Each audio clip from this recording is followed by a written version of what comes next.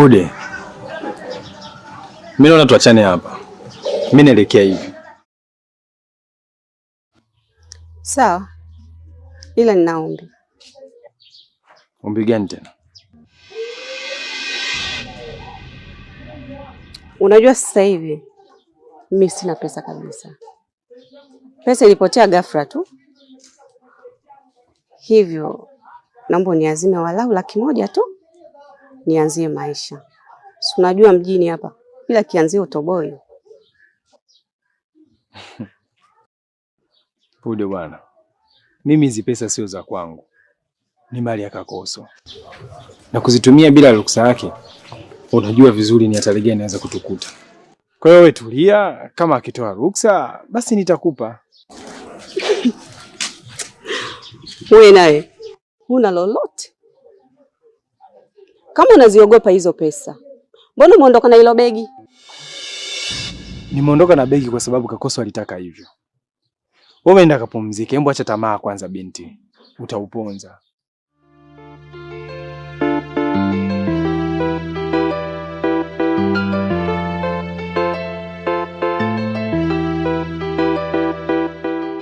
Hivi yule Sengo anajikuta nani hasa?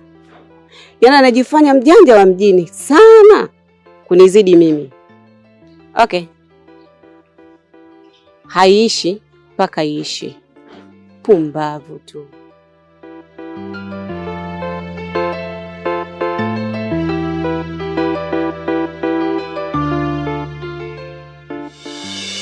Kakoso, una mpango gani sasa?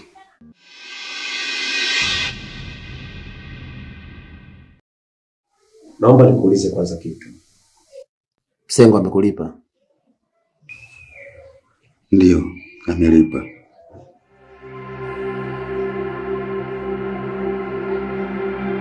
Na kuhusu kwamba nina mpango gani sasa, kiukweli bado sijajua. Ila nafikiri ni bora nirudi kijijini kwanza, nikakaa ili nitulize kichwa. Sawa, ni jambo zuri. Ila nina swali lingine. Na kusikiliza. Dhahabu zilizobaki nazo za Wanda bado unazo au ulimpa yule mwanamke? Bado zipo. Yaani inamaanisha zipo sehemu nilipozihifadhi. Na hata Mwandile hakuziulizia. Kama unazo, basi bado ipo nafasi.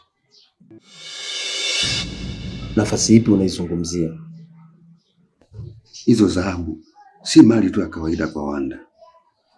Hizo dhahabu ni sehemu ya Wanda. Sawa, nimekuelewa.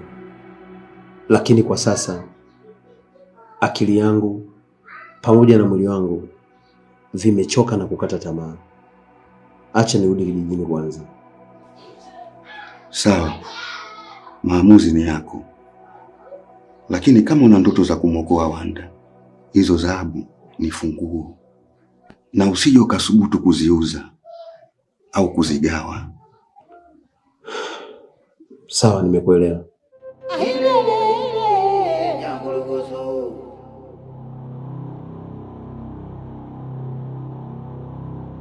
Hili jambo ni kubwa kuliko yote uliyowahi kufanya.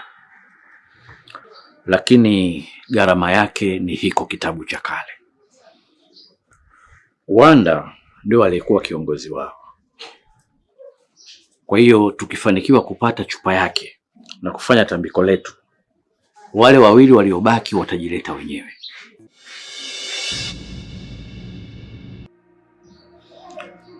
Huyu watatu tukimpa kitabu cha kale hatutoweza kumfanya chochote. Lakini sio tatizo. Tutakuwa tumeshinda bado. Tutakuwa tumeshinda pakubwa sana.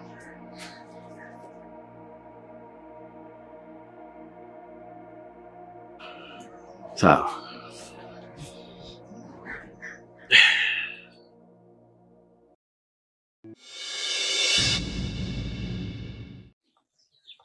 Lumeka, kabili, ndazomeka. Lumandeli, Vanika.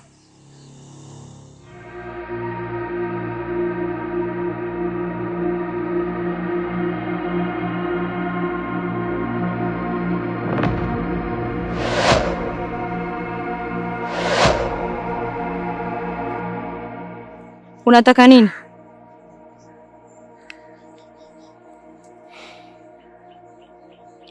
Nahitaji kuzungumza na wewe. Sema haraka. Na usipende kuniita kiholela. Mimi sio mtumwa wako. Sawa. Lakini nina jambo la muhimu sana. Wewe huwa unafanya kazi na Wanda tu. Imekuwaje leo umekuja kwangu? Ni kweli. Lakini hata hili nilokuitia linamhusu huyo Wanda. Nakusikiliza.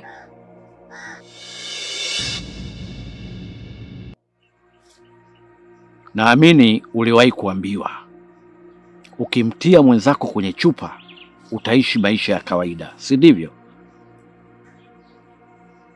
Ulisema na jambo la kuniambia na si kuniuliza. Acha kuzunguka. Sema ulichoniitia. Samahani. Sisi binadamu huwa tunaongea hivyo. Ila tafadhali jibu swali langu. Ndiyo au hapana? Ndiyo. Lakini aliyeniambia ni binadamu kama wewe. Pengine alikuwa anaongopa kama kawaida yenu. Hapana. Haja kuongopea. Ila hakukwambia kila kitu. Endelea. Kumtia mwenzio kwenye chupa hakusaidii kitu. Ila hiyo chupa inaweza kutumika kama gharama za kununua kitabu cha kale. Kilichowatengeneza kinaweza kuwabadilisha. Kitabu hicho kilishaharibiwa na wakoloni. Hapana. Kitabu kipo. Nisingekuwepo mahala hapa. Unataka nini? Namtaka Wanda kwenye chupa.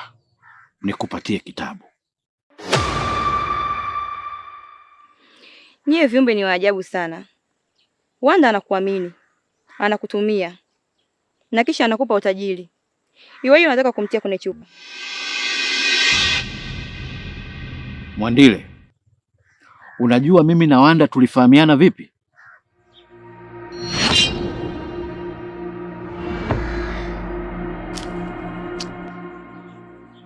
Kipindi nikiwa kijana mdogo sana, kaka yangu alimpenda sana Wanda. Wanda akafa, tukamzika.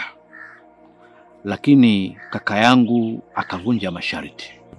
Wanda akafufuka. Na siku ya 7 baada ya kufufuka kwake, Wanda akarudi. Akamuua kaka yangu. Tena mbele ya macho yangu.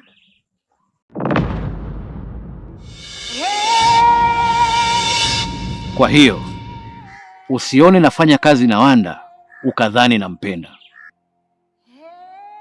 Ili hilo lifanikiwe, lazima Wanda afe, apendwe na mwanaume wake, na kisha avunje masharti. Bila kufanya hivyo, sina nguvu ya kumtia Wanda kwenye chupa. Ndiyo maana niko hapa. Wanda amekufa. Na mwanamume wake amekuja kuniuzia dhahabu juzi tu hapa. Naamini hatuchelewa kuvunja masharti.